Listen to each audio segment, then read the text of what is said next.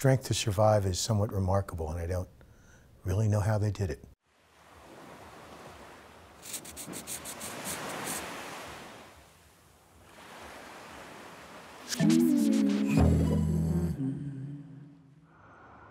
My name is Andrew Fisher.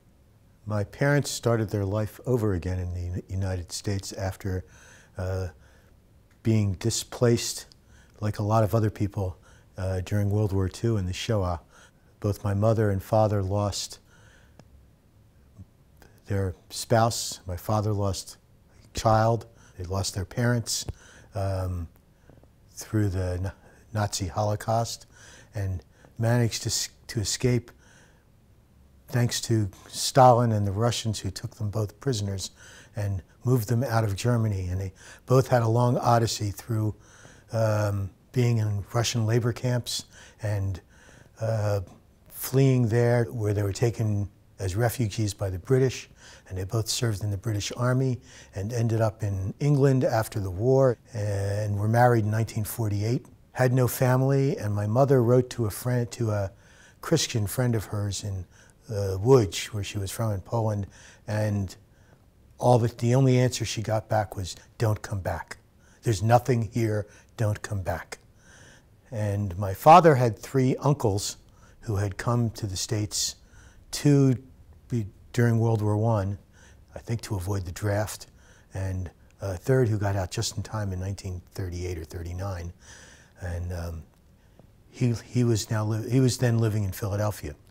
And I delayed their departure. My mother got pregnant, and they didn't want to travel with her pregnant.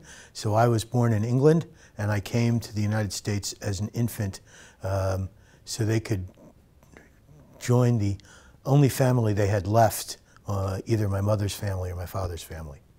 When they came here, it was hard for me to understand. It wasn't until many years later, when I was an adult, that I understand what they had lost. And I think it was very easy to not have hope, but they did, and in a way it's remarkable that they could, given what they went through.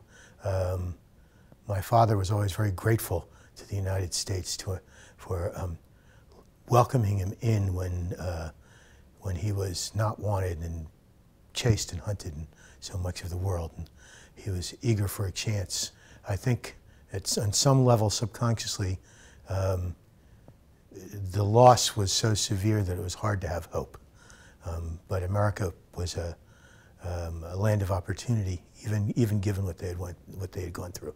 Growing up, I think I wanted to be an American kid, an American boy, and it was hard because my parents weren't American parents.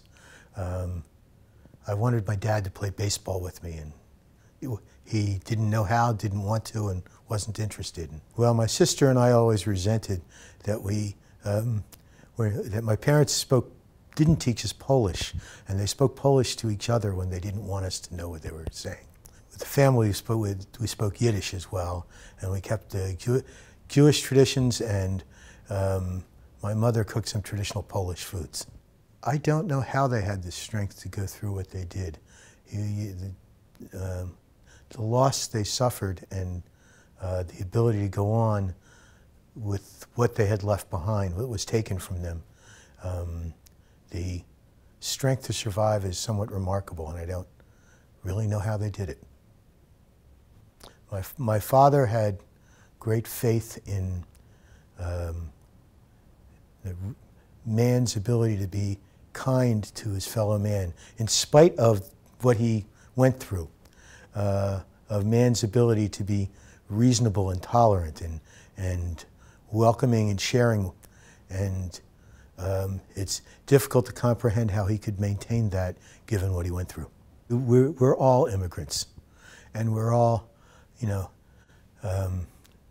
there's a long tradition in Jewish tradition, in Christian tradition, in Muslim tradition, to welcome a stranger.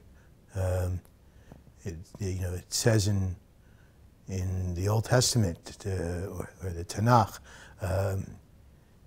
you were once strangers in the land of Egypt, and we were all. This country is an immigrant nation.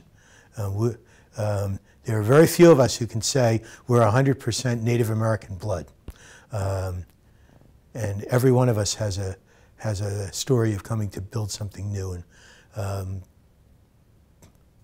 we should remember that the people who want to close the doors should remember that. And we should remember that what makes America great and what continues to make America great are the people who come here, who want to come here because of the opportunities they have here. And they're the people that are the strength of our future.